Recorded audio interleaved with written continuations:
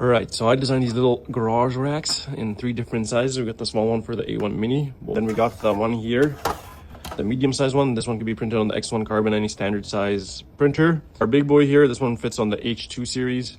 But yeah, I made these because all my racks over here.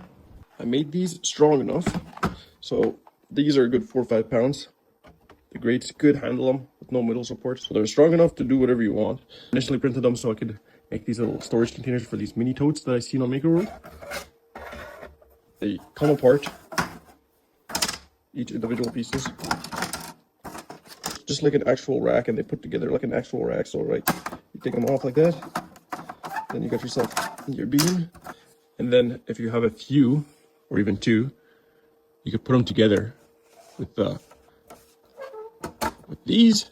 Just put it on like this. Then you just take your grate, put it in there. You got yourself a big one. So if you want to download these, they're available on my Maker World for free.